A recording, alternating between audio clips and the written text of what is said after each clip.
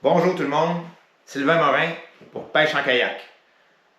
Aujourd'hui, je vais vous présenter mon nouveau kayak que je vais utiliser cette saison. C'est le Old Town Sportsman Autopilote 120. Donc c'est le kayak que je l'ai eu en fin de saison l'année dernière, donc j'ai quand même eu l'occasion de l'utiliser durant 2 mois, 2 mois et demi. Donc j'ai vu les gros avantages qu'on peut avoir avec cette embarcation-là. J'ai encore mon kayak 120 à pédale, que j'aime beaucoup aussi. Celui-là, il y a d'autres avantages qu'on va regarder ensemble. Donc, on va faire le tour de la machine. Je vais vous décrire les différentes caractéristiques de l'embarcation. Donc, avec les avantages, tout ça. Et puis, quelques petits points plus négatifs, mais il n'y en a pas beaucoup. Donc, on va regarder ça ensemble. On fait le tour. Donc, au niveau du principal avantage, puis sa particularité de ce kayak-là, en fait, c'est que autant un produit qui est intégré, c'est-à-dire que son moteur est vraiment été designé pour le kayak en question.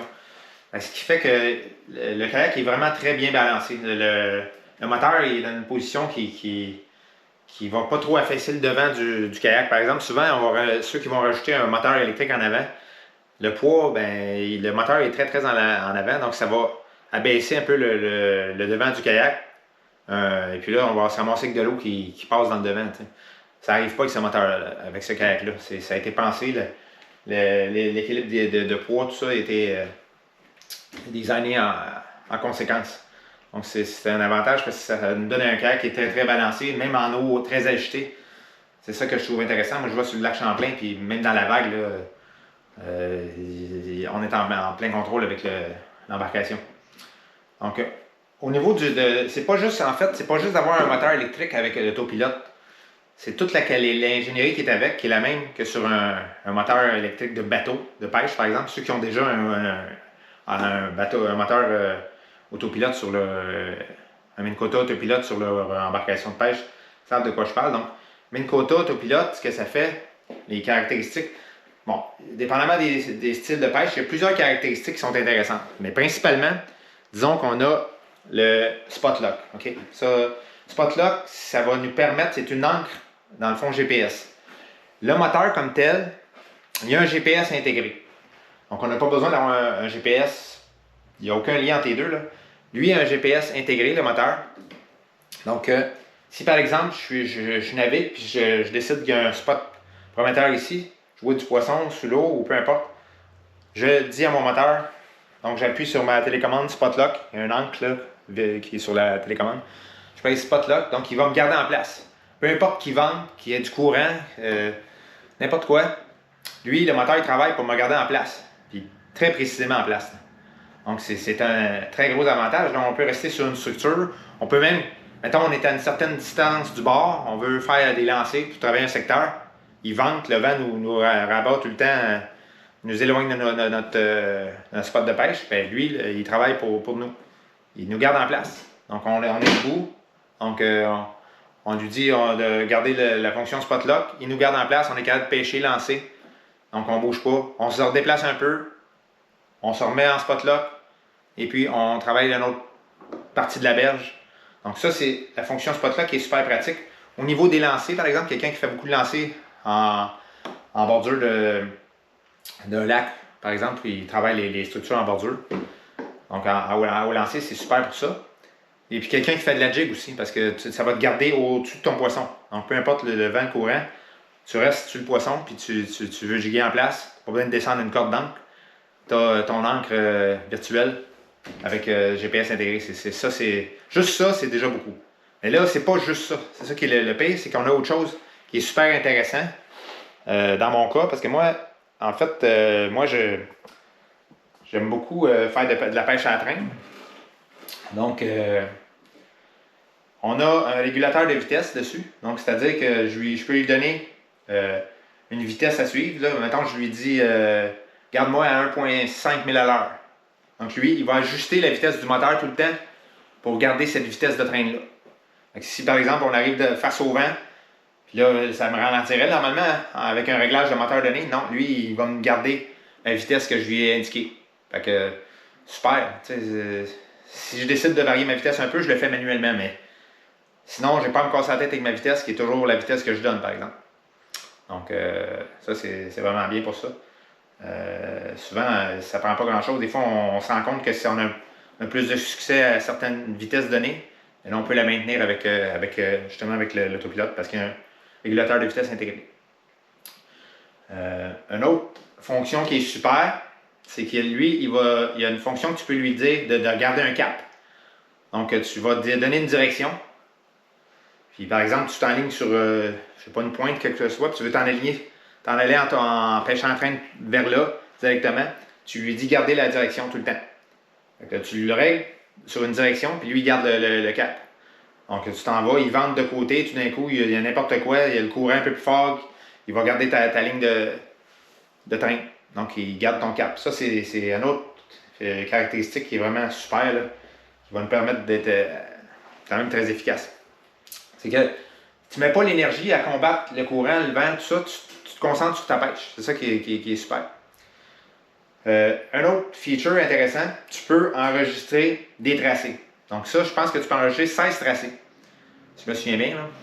Donc tu peux enregistrer des parcours de train. Par exemple, toi, tu as un spot, tu travailles le tour de telle façon. Tu t'en vas, puis tu vas faire le tour d'une pointe, tu reviens. Mais tu lui dis d'enregistrer ça, lui. Tu le passes une première fois, puis il enregistre tout ton tracé de train. Par la suite, tout ce que tu fais, c'est que tu peux lui dire reviens sur mes pas exactement sur le même parcours, dans un sens ou dans l'autre. Il a enregistré ce parcours-là. Donc tu l'as dans ton appareil, tu reviens un mois après, tu vas faire ton parcours de train, clac, tu appuies sur le bouton sur le parcours que tu as choisi, parmi un de tes 16 parcours que tu as enregistrés, puis tu repasses exactement dans ton secteur. Ça, c'est une autre caractéristique qui est vraiment difficile à coter. Là. Ça va te rendre, c'est sûr que ça augmente les performances de pêche de beaucoup. Une autre caractéristique qu'on parlait tout à l'heure, là, au niveau des options de contrôle du moteur. Donc, on peut contrôler la direction du moteur avec la télécommande, sa vitesse, etc.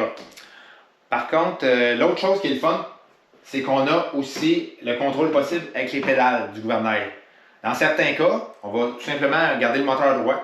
On va lui donner une vitesse, par exemple, si on veut suivre le bord d'une structure, d'une berge.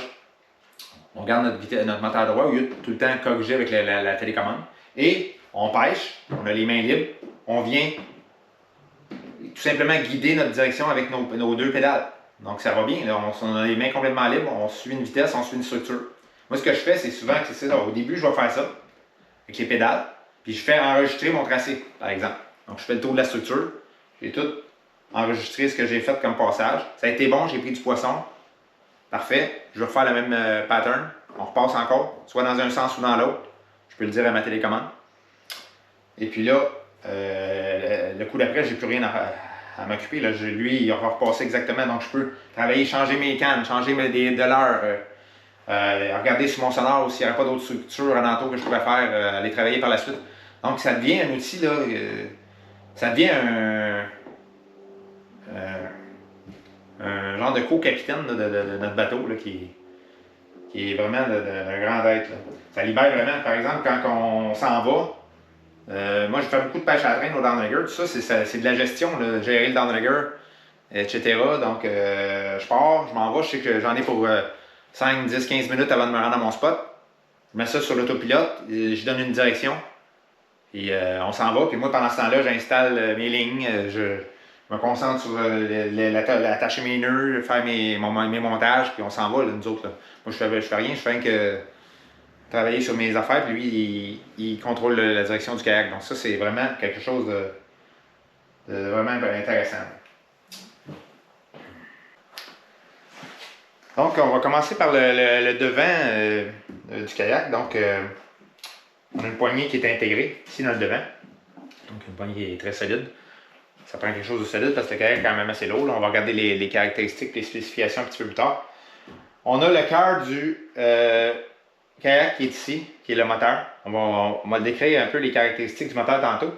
Donc, le moteur, ce qu'on remarque, il est centralisé dans le kayak. Donc, ça, c'est un avantage parce que ça équilibre bien le bateau. Donc, on a le moteur Minn Kota ici qui est résistant à l'eau salée. Donc, il peut même être utilisé en mer. Donc, c'est un gros plus.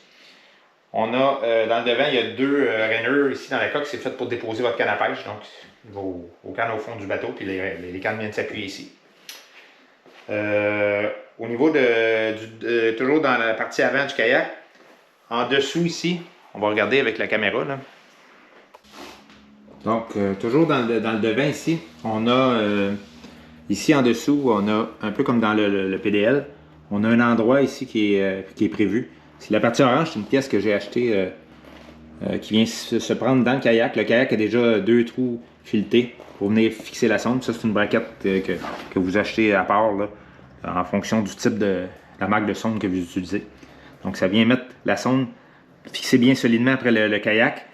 Et puis, vous voyez le fil, lui, il vient rentrer sous le kayak ici. Donc, dans un trou, là, un scupper. On a une partie d'une plaque d'usure ici en avant aussi. Moi, j'ai rajouté dans le devant ici une bande collée, là. Donc, c'est fait en kydex, c'est un plastique qu'on vient mouler, là. Il y en a plusieurs sur Facebook qui font ça là, pour protéger le devant de le kayak quand on arrive au bord.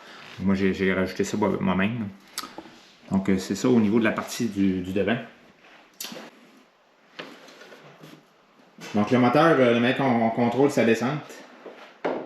Eh bien, on a une poignée ici, avec un câble qui est relié par l'intérieur du kayak à cette poulie-là ici, qui vient nous permettre de descendre le moteur, là. Donc, on vient simplement tirer avec la poignée comme ça. Et on vient bloquer, dans le fond, et puis notre moteur vient s'enclencher. On entend un genre de bip-bip lorsque il est bien enclenché. Là, c'est sûr que j'ai pas la batterie dessus, là.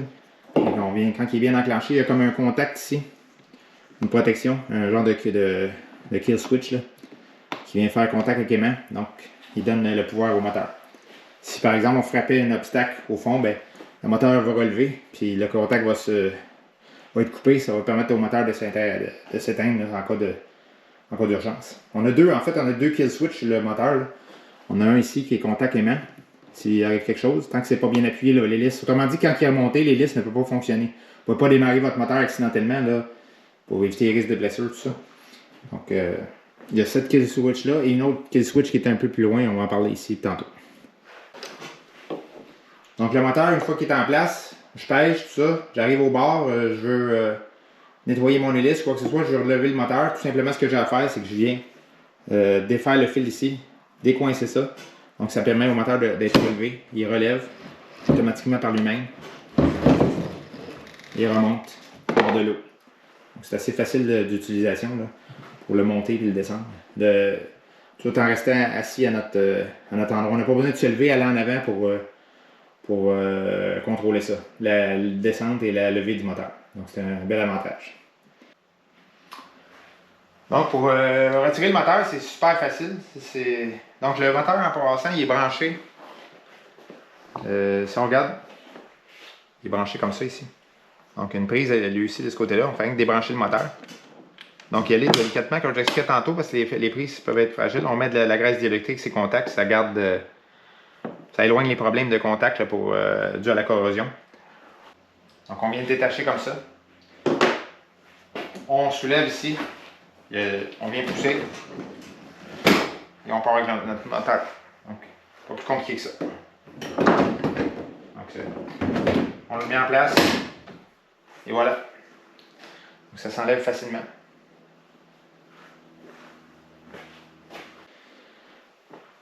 Si on recule un peu dans le compartiment où on pêche,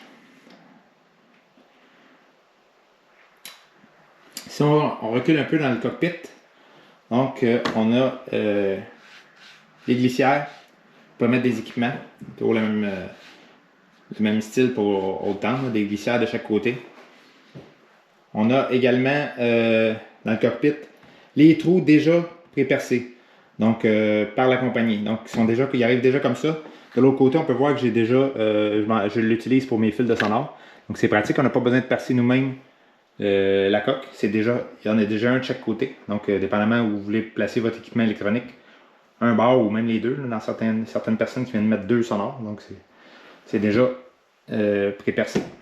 Vous avez également un autre pré-perçage qu'on ne voit pas bien qui est derrière ici le moteur pour permettre, dans le fond, de passer le filage de la sonde du dessous qui se trouve en dessous de la coque et amener le filage à l'intérieur de la coque comme telle via le trou, le passe-coque qui est derrière le moteur. On a, c'est ça, on parlait de l'espacement en avant, cette trappe-là, c'est plus un accès là, pour le filage, puis on peut mettre quand même quelques trucs là, de dépannage là-dedans, là, mais c'est quand même assez petit. Là. Donc ça sert plus de passe-fil puis de rangement d'objets d'urgence assez petit. Donc c'est ça. Donc le moteur, on peut le contrôler de 2 façons. Okay? Il se contrôle soit via la télécommande qu'on a ici. Donc la télécommande complète qui permet de tourner l'orientation du moteur, de gérer sa vitesse, sa direction. Là. Donc on va parler des caractéristiques en détail un peu plus tard, c'est-à-dire. Et puis on a le contrôle possible aussi par les pieds. Donc les pieds, il y a 2 pédales ici, de chaque côté, qui permettent, dans le fond, de contrôler le gouvernail arrière avec les pédales. Donc il y a plusieurs façons de fonctionner là, au niveau de la direction du moteur. C'est ça qui est intéressant, là, dépendamment du type de pêche qu'on fait. Là, parfois, moi, je vais utiliser les pédales juste pour me diriger. Ça me libère complètement les mains. Là. Puis, je garde le moteur en direction droite, puis je vais contrôler la direction avec les pieds, parfois. D'autres fois, je vais me servir de la télécommande, donc dépendamment des situations de pêche. Là, on pourra en discuter un peu plus tard. C'est très très pratique. Donc, on a tapis, plancher antidérapant. Donc, au niveau du plancher, c'est genre de mousse antidérapante. Une grande surface de plancher. Le moteur est quand même très avancé. Donc, on a une plus grande surface ici de pêche là, pour pêcher, pour se tenir debout. C'est quand même très grand. Là. Plus grand que le PDL, par exemple, parce que le pédalier n'est pas dans les jambes. Il est plus avancé, le moteur, que dans le cas du pédalier. Donc, c'est le fun de ce côté-là. On a des espèces de petits espaces de rangement sur les côtés. J'aime bien mettre mes outils là. On a un autre de ce côté ici également. On a donc les scoppers, les trous d'évacuation d'eau. J'aime bien mettre les valves anti-retour là, dans les trous, particulièrement dans le cas d'autopilote. J'ai l'impression que l'eau remonte plus facilement que dans mon PDL par exemple. Donc si je mets pas ça, quand on pogne la vague, tout ça, des fois j'ai de l'eau sur le plancher, j'aime pas bien ça. Je préfère mettre des scopper valves de haute tente, c'est ceux original de la compagnie. Donc ils font un bon travail, ces scoppers-là. Et puis ça permet de tower le plancher au sec. Moi, je préfère ça de cette manière-là. Bon. On parlait des glissades tantôt, donc on peut monter nos porte-cannes là-dessus. On peut monter les sonores, les équipements, downrigger sur les rails. Donc très pratique. On a aussi une deuxième kill switch ici. Donc c'est toujours important d'attacher ça après nous. Quand on pêche sur le kayak, si on tombe à l'eau, ça va arrêter le moteur automatiquement. Donc très important. Là. Sinon le kayak continue. Là, ça peut arriver, on est pris sous l'eau. Donc c'est très important de toujours prendre l'habitude de s'attacher. Donc on s'attache quand on est assis, on s'attache quand on pêche debout, toujours attaché. Donc une sécurité supplémentaire qui va couper le moteur instantanément. Sur la kill switch, on a une petite goupille là, pour le moteur électrique. Donc si jamais on a besoin de remplacer la goupille. Donc on a accès facilement pour le moteur. Également, je n'ai pas mentionné tantôt, là, on a un accès pour l'hélice. Donc on vient dévisser le truc ici. Puis, si jamais on a du fil, des ailes, tout ça, on peut le dévisser et retirer l'hélice facilement sans outil. Et puis on met ça, puis on part. On a également 2 porte-cannes en avant du siège ici, qui eux font face vers l'avant. Donc assez pratique. Je m'en sers de seulement d'un, un peu comme dans le cas du modèle PDL. Le modèle PDL en a un, ce qui est suffisant. Dans le cas de l'autopilote, on a 2. Donc porte-canne vers l'avant, très pratique quand on veut Par exemple, on attape un poisson, on met la canne dans le porte-canne ici, on décroche notre poisson, on vient changer notre leurre, la canne part en avant, c'est super pratique, ce dispositif-là. Très très pratique. Pas nécessairement pour pêcher, là, mais plutôt pour reposer notre canne quand on a besoin de travailler avec notre leurre ou décrocher le poisson. Donc, on en a deux. Ça, tantôt, les pédales sont très très facilement ajustables et sans outils. Donc, je viens tout simplement pousser, puis ça vient diriger. On en a parlé tout à l'heure. Poignée de chaque côté. Moi, de l'autre côté, je l'ai remplacé pour une poignée qui me permet de rajouter des accessoires dessus. C'est pas les poignées d'origine de l'autre côté, mais les poignées sont solides d'origine déjà. Donc, on parlait, si on regarde au niveau du siège, qui est très confortable. On a, ici, c'est des genres de rainers pour, on a une de chaque côté pour venir déposer le talon de la canne à pêche. Puis on vient mettre, comme on expliquait tantôt, là, la canne à pêche, on peut venir la déposer dans la rainer ici. Donc c'est pratique des fois, là, lors des déplacements ou autres. Là. Donc il y a également aussi deux porte-gobelets. OK? Un de chaque côté, porte-gobelet. Donc très pratique pour nos boissons. On a siège ultra confortable. Autant, les sièges sont très très confortables. Donc on va regarder ça ensemble. Le siège, il y a deux positions possibles en fait. On a, donc je vais tasser un peu la télécommande. La télécommande en fait, moi je l'ai fixée sur une braquette là, parce que j'aime bien faire de la pêche à la traîne. Donc j'aime bien c'est un peu fatigant des fois de l'avoir dans le cou parce que les autres ils vont fournir un cordon que tu peux attacher ta télécommande dans le cou. C'est bon ça quand quelqu'un qui fait beaucoup de pêche au lancer par exemple. Là. Donc on se met debout sur la plateforme en avant. On a notre télécommande dans le cou. Donc, on peut contrôler notre moteur facilement comme ça. Pour la pêche à la traîne, je préfère dans mon cas mettre comme ça sur une baquette. Ce sera plus confortable. La télécommande, elle ne flotte pas, mais elle est résistante à l'eau. Donc, c'est sûr que si on l'échappe à l'eau, c'est un peu foutu, elle se ramasse au fond du lac. C'est pour ça que c'est important de l'attacher. Donc, c'est quand même assez dispendieux de perdre la télécommande. Donc, il faut faire attention à ça. Donc, si on vient au siège, le siège est super confortable. Deux positions de siège possibles. Donc, on a la position qui est plus haute, que généralement, la majorité du temps, on utilise. Si on prend du mauvais temps, beaucoup de vagues, tout ça, on va peut-être être plus confortable dans la position en bas. Donc, on vient descendre ici. On a une deuxième position un peu plus basse. Et généralement, la position... les deux sont confortables. Sauf que c'est sûr que plus haut, c'est toujours un peu mieux. Donc, on vient le clamper comme ça, tout simplement. C'est rentré comme ça. Et puis, il y a des sangles d'attache qui viennent s'assurer que si jamais on renverserait, qu'on ne perd pas notre siège. Donc, une sangle en avant ici. Puis, on a une autre en arrière aussi. Donc, on vient l'attacher comme il faut. Donc, le siège est super confortable. On vient... donc, sous le siège, on a ici... donc, on va regarder ça ici. Sous le siège, on a le rangement de la batterie. Donc, on a une belle boîte de batterie avec un disjoncteur. C'est c'est une belle place pour mettre notre batterie. Donc, moi, j'utilise une 100 ampères comme batterie au lithium. Donc, ça prend une batterie. Honnêtement, ça prend une batterie au lithium pour ce bateau-là. On réduit le poids puis on optimise aussi le rendement de la batterie parce qu'une batterie au lithium, ça va être performant sur toute la plage d'utilisation. Tandis qu'une batterie conventionnelle, là, on perd de la puissance rendue à 60% peut-être de sa capacité. Donc, batterie au lithium, c'est rendu tellement abordable à ça les batteries au lithium. Donc, il ne faut pas se priver de ça. 100 ampères, ça fait la job.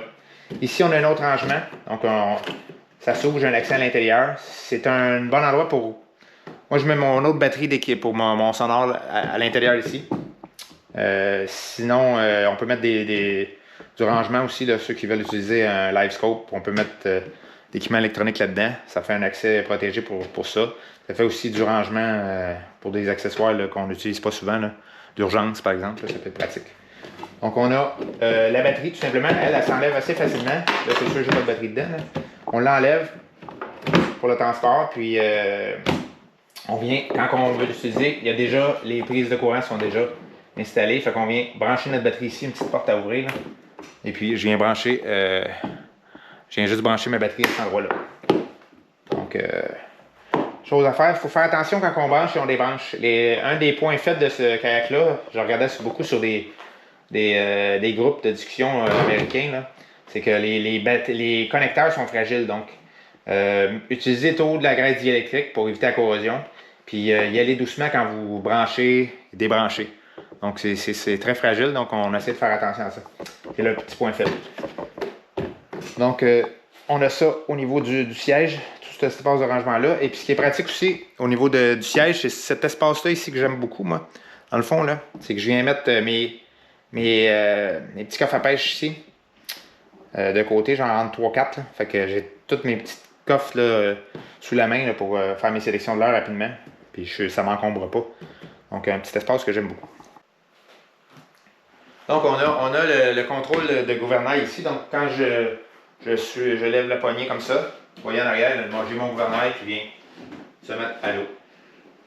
Donc, en contrôlant avec le levier ici. Et puis la direction se fait avec les pédales.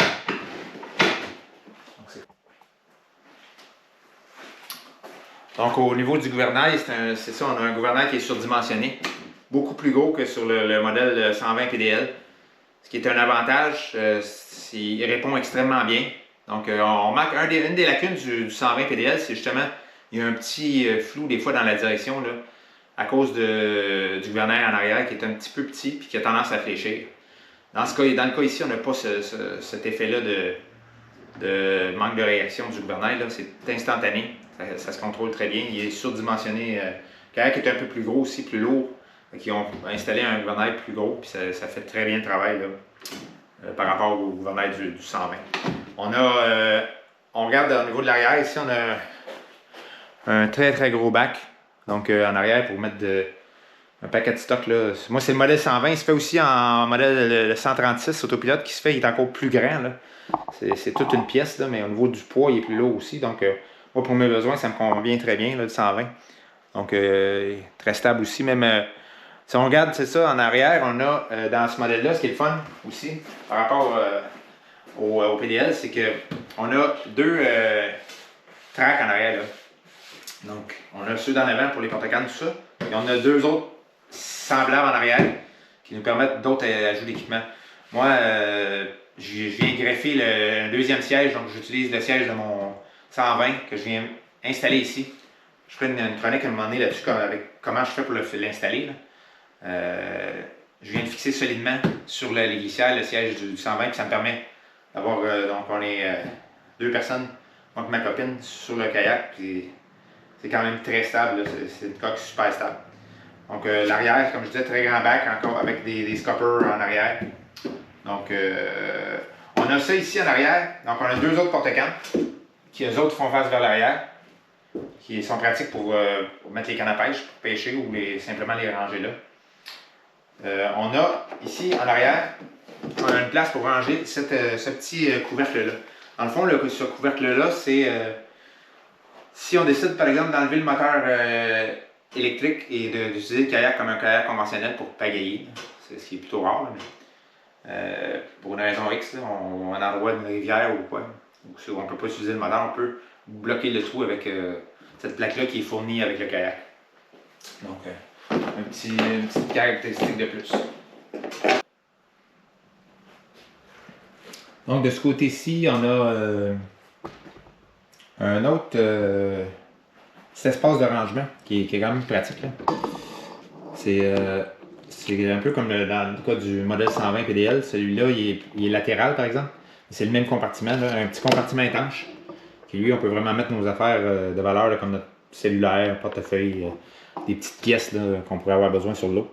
Donc il est juste à portée de main, bien pratique comme petit rangement celui-là.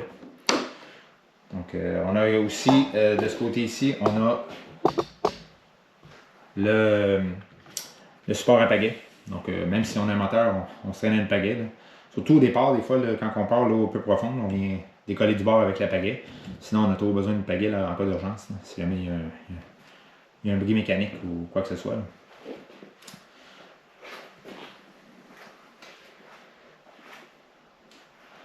Donc à l'arrière, on a le même style de coque que le 120. PDL sur ce modèle-ci. Donc on a deux endroits pour agripper bien solidement là, pour le transport. C'est bien très pratique, c'est pogné intégré là à l'arrière. Donc il vient avec d'origine avec 4 ancrages pour fixer une ancre, par exemple, une ancre d'eau peu profonde, là, style qu'ils utilisent sur les bass boats, genre talon. Là. Donc ça s'installe, dépendamment du type de pêche que vous faites. Là. Il y en a qui voudraient installer ça, par exemple. En plus du moteur autopilote, il y en a qui désirent installer ça. On a un bouchon en arrière pour le vidanger, mais honnêtement, pour que ça là, on ne joue pas avec ça. Puis il n'y a jamais beaucoup d'eau qui se ramasse là-dedans. Là. Donc peu utile, je ne l'ai jamais dévissé sur celui-là, ni même sur mon PDL. C'est plus en cas d'urgence, on aurait besoin de vider le kayak, là, ça serait par là.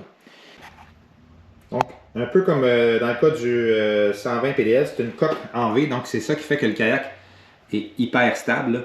On peut voir, c'est un genre de coque ponton, là. Genre de coque en W. Là. Donc super stable. Donc à l'arrière, on a un peu comme en avant, là, on a une plaque d'usure ici. Donc c'est souvent le devant et le derrière comme ça ici qui va frotter à terre. Là. Donc on va soit mettre à l'eau ou débarquer du véhicule. Là. Donc ces plaques d'usure-là, ils se remplacent dans le cas échéant. Donc c'est une belle petite caractéristique. Donc au niveau de la vitesse, souvent c'est la question, est-ce que c'est rapide? Je vous dirais que c'est pas plus rapide qu'un kayak à pédale, sauf que ça peut être rapide plus longtemps. Là. Donc il n'y a pas d'énergie à mettre au niveau du pédalage, donc c'est autre chose, c'est une autre approche. Au niveau de la vitesse de pointe, je dirais que ça frise de 4000 à l'heure, mais pas tout à fait. 3.8 peut-être, dépendamment de ce que vous mettez dedans. Des fois, on met quand même pas mal de stock. Là. Fait que, je dirais 3.8 000 à l'heure, peut-être 4000 à l'heure, mettons. 4.1, 4.2. Fait que c'est pas. On n'est pas pressé non plus, on s'en va à la pêche. Un kayak, ça roulera pas. C'est pas un bateau. Là. Fait que, mais par contre, si tu reviens, tu mets moins d'énergie, tu mets plus d'énergie sur ta pêche que sur tes déplacements. T'sais. C'est ça le gros avantage, je dirais. Puis pas juste au niveau d'énergie physique, mais d'énergie de concentration aussi. Permettre de faire autre chose que de contrer le vent, etc. Là. Donc c'est à ce niveau-là qui est le gros avantage. La question aussi, souvent qui revient, c'est l'autonomie pour les batteries. Donc moi j'ai une 100 ampères au lithium. C'est dur à dire parce que là j'ai 2 mois de fête avec. Mais moi je pêche en moyenne 4-5 heures d'une journée. Là. Donc c'est sûr que je peux faire plus que 2 jours de pêche, là, de 4-5 heures. Là. Donc ça dépend toujours. C'est sûr si on le met à fond, il y a beaucoup de vent ou peut-être moins, mais c'est certain qu'une journée, il n'y a aucun problème d'une journée. Là. Une grosse journée de pêche, il n'y a aucun problème, c'est sûr. Quelqu'un qui roulera au fond complètement tout le temps, ben c'est sûr, là, il va faire 2 heures. Peut-être qu'il pourra faire 2 heures à fond. Et qui fait ça, ça donne rien. Si tu as des déplacements de longue distance, tu vas le mettre, mettons, à 70% de sa capacité maximum. Tu vas arriver, puis ta batterie ne sera pas aussi, sollicitée. Donc, ça va te permettre l'utilisation en masse pour 1-2 jours de pêche. Donc, batterie lithium, bien important. Donc, au prix qui s'est rendu, là, c'est vraiment abordable. Donc, capacité de chargement, 558 livres. Donc, capacité utile, c'est-à-dire équipement, personne à bord, 406 livres de capacité. Donc, ça charge quand même pas mal. Là. Donc, au niveau des specs pour le kayak, donc c'est 12 pieds de long, c'est 37 pouces de large. Au niveau du poids, c'est 152 livres.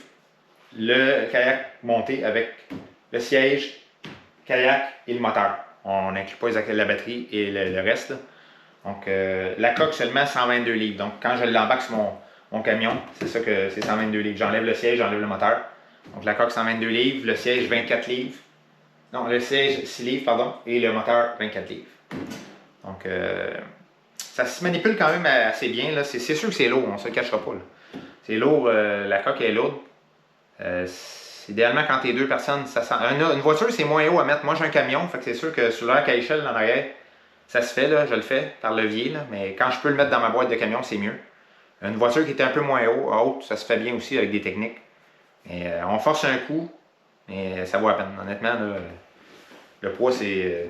On n'a pas le choix, c'est un kayak qui est de qualité, le plastique est super de qualité là-dessus. Il y a autant de garantissent le coq à vie. Là. Donc, moteur électrique est garanti 2 ans, coq garanti à vie. Donc, c'est l'acheteur initial. C'est un produit de qualité, là. On ne se trompe pas. Donc, ça vient avec le poids, malheureusement. Donc, au niveau des avantages, j'en ai nommé beaucoup. Les petits irritants pour ma part que j'aime, parce que je me compare tout le temps avec mon modèle PDL. Là. Donc, petits irritants qui est un peu, puis plusieurs là, en parlent, c'est dans le fond, c'est pas grand chose, c'est les porte-gobelets. Les porte-gobelets, ils sont pas auto-drainants, un peu comme sur le modèle PDL, on avait des porte-gobelets qui se vidaient quand il y avait de l'eau dedans. Eux, ils restent pris avec de l'eau. C'est mineur, vous allez me dire, mais c'est ça, des fois. Donc, on éponge quelque chose pour l'enlever parce que l'eau reste pris dedans. Donc, ça, c'est un petit irritant pour ça. Et j'aurais aimé, pour ma part, les glissières, les tracks là, de montage avant. J'aurais aimé ça qu'ils viennent plus près du siège.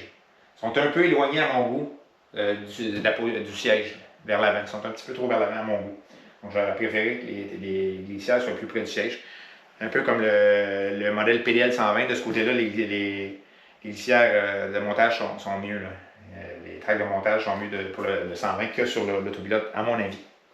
Mais c'est vraiment mineur, honnêtement. Sinon, c'est vraiment un produit là, que je recommande fortement.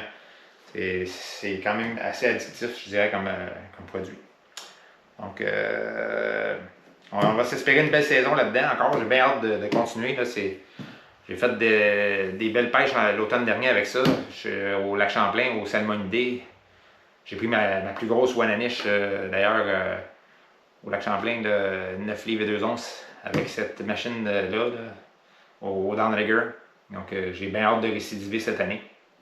Donc, on va commencer. On est au mois de mars, là, puis dans les prochains jours, j'ai eu un empêchement aujourd'hui, mais dans les prochains jours, on s'en va sur l'eau, au lac Champlain, aux États-Unis. Petite chose en passant, c'est ça. Vous avez remarqué, j'ai dû lettrer mon kayak parce que j'ai un moteur électrique côté américain. Au Québec, vous avez un moteur électrique sur un bateau, vous n'avez pas besoin de lettrer votre bateau. 9.9 et moins, pas de lettrage nécessaire au Québec. Au côté américain, certains États, il faut vérifier dans lesquels, dès que vous avez un moteur sur une embarcation, même électrique, vous avez besoin d'avoir un enregistrement dessus. Donc, les fameux numéros qu'on voit comme sur les bateaux. Donc, c'est pour ça que j'ai dû l'enregistrer à Transport Canada. Donc, c'est une procédure qui est gratuite. Donc, par contre, il faut vérifier ça si vous décidez d'aller avec un moteur électrique sur votre kayak côté américain. Vérifiez dans l'état que vous allez s'il exige l'immatriculation, l'enregistrement, c'est-à-dire de l'embarcation. Donc, j'espère que vous avez bien aimé. Parce que moi, j'ai bien hâte de retourner sur l'eau avec ça. C'est mon nouveau bébé cette année. J'ai vraiment trippé. Donc, une autre super année en vue. Donc, on va se faire des belles petites aventures ensemble là-dessus. À plus!